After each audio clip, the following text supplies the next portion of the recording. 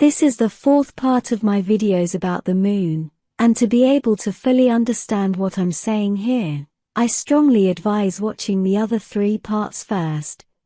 Talking to one of my Taygetan team friends, we realized that this subject is not only very large but also confusing, as there are a lot of incomplete pieces of information, even though the amount of it is huge. I have found that although there is a lot of stellar information about it, when I research something, it gives me some of the needed pieces of information, but then it does not completely explain what I need to understand, as it starts to branch out in other directions, so I need a lot of time and dedication even just to find out simple facts. This means that a lot of the information about the moon is confusing, incomplete and even contradictory. Besides, there are parts that don't make any sense, even though, as I said above, there is a lot of information about it, yet not everything is relevant for a video. One of the problematic pieces of information states that the moon is an old battle-damaged biosphere spherical ship which was beyond repair, so it was used as a counterbalance to stabilize Earth's orbit around the Sun. But the reason the Federation states that it was beyond repair is because it was, and is, heavily contaminated with radiation from the multiple nuclear weapons used against it during the Tiamat War.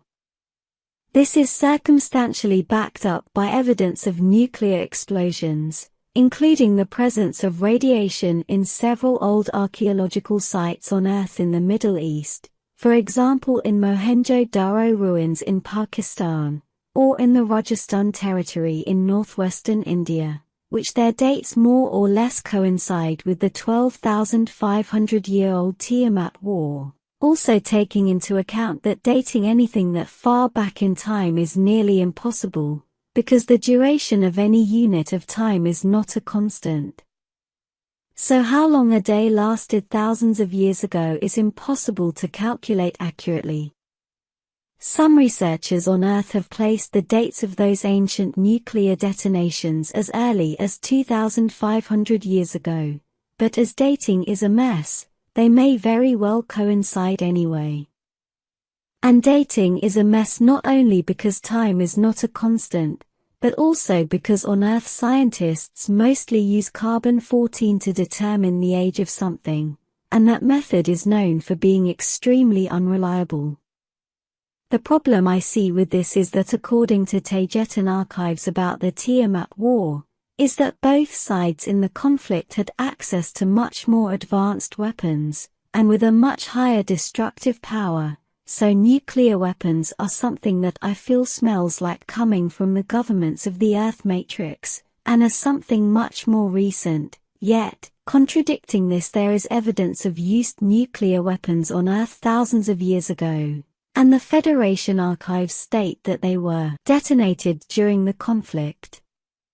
A biblical example that can be interpreted as caused by a nuclear detonation is the story about Sodom and Gomorrah, where it is said that the few who survived were instructed not to look back at the city while they walked away, or they would become a salt statue.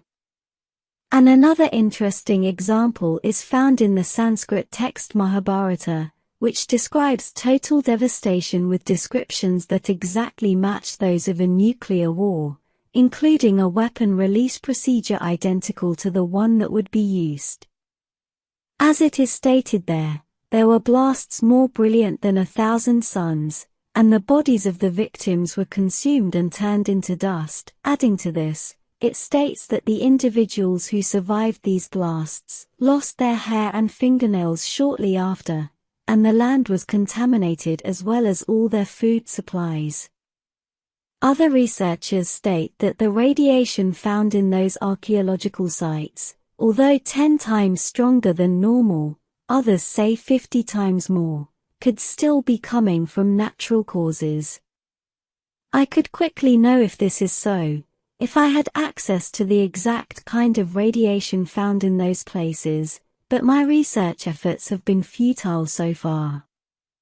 So, the use of ancient nuclear weapons on Earth doesn't necessarily mean that they had to come from more modern times, But when we add these facts to the presence of 12 nuclear reactors on the moon, then things start to point in another direction, and an ugly one.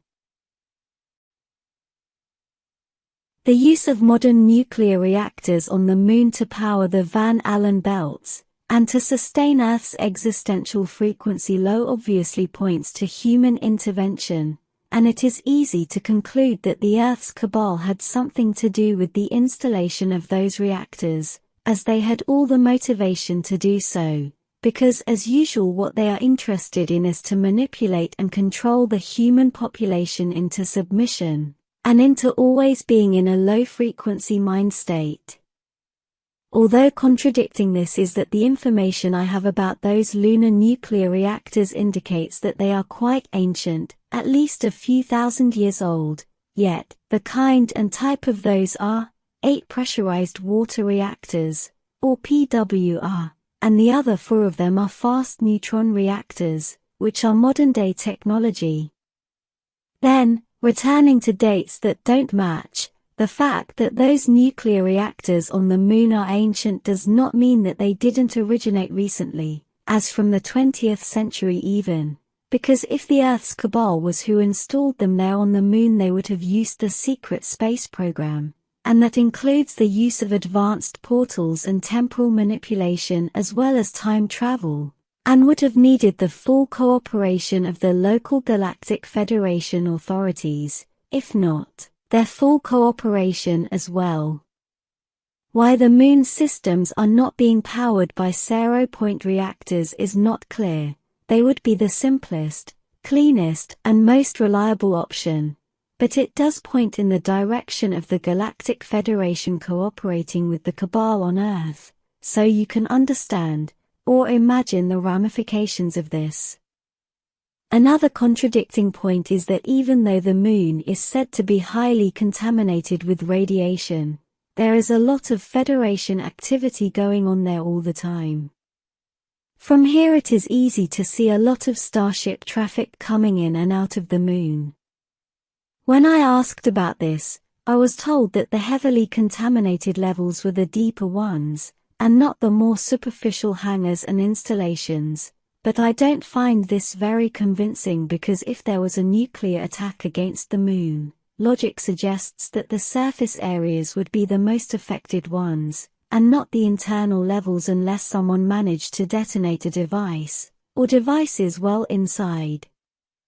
Or, as an alternative explanation to all this, the data about the reactors, and the moon may be erroneous, placed forcefully to create a context to justify other actions.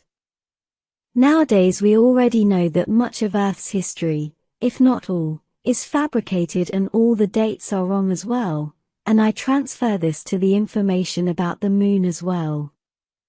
The fact that a lot of this information comes from the Galactic Federation, therefore is stellar accepted data, does not mean that it is not manipulated as information is on Earth, because sadly, what I just said above is yet another indication that the Galactic Federation is not only working with the cabal that governs and controls Earth's society, but that they are simply levels of the same thing. As we've said before, there is a larger matrix outside Earth, that also includes the one on Earth as another level of it, and the Galactic Federation is in fact the ultimate controller of Earth.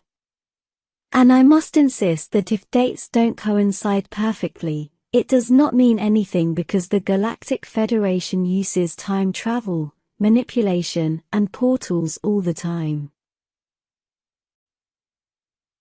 Another interesting fact here is that the moon is considered a no-fly zone, which means that any curious stellar race cannot simply send a drone there to take radiation measurements or send a team to research and investigate it closely. Special permissions are needed to go there, and they are not easily granted, yet there is a lot of Federation military activity going on there all the time, but the normal stellar races are not allowed to know why or what for. This also makes me link this with the human-built reactors there, and with all that is being said in other YouTube channels about the secret space program and its activities on the Moon and Mars, another no-fly zone, by the way. And this inevitably leads me to compare the similarity between the no-fly zone of the Moon and the one in Antarctica, which also has heavy Galactic Federation activity going on there year-round. Moving on to another thing, it is said that the Moon is the control center from which the matrix of Earth is being projected, or created, but what I have seen is that the real control center resides in the Andromedan biosphere ship Viera, although this does not mean that the Andromedans are behind all this, because the Viera is a multiracial, multicultural hub, full of activity. It is also said that matrix things, such as banks and government buildings, are being created and inserted from the Moon, but I see no evidence of this. What I do see is that the Moon transmits low-frequency waves that transform the Earth's magnetosphere into the super-radioactive Van Allen belts, and as a secondary effect, all this lowers the overall existential frequency and vibration of Earth and everything inside it. In my opinion, and with the best information I have, what I see is that the Moon only propitiates low-frequency life experiences on Earth, and it is those who end up making the Earth's inhabitants manifest those government buildings, banks, and other 3D matrix things and events, on their own. And to finish this video, I must insist that living in determinism and a victim mentality would be part of the effects of living in a low vibratory frequency soup, but that does not mean that each one of the inhabitants of Earth cannot create their own frequency bubble and positive personal reality. I still see that it is the people, and each person who is in control, and Earth is a place full of challenges for a nourishing and enriching experience for souls and their spiritual advance.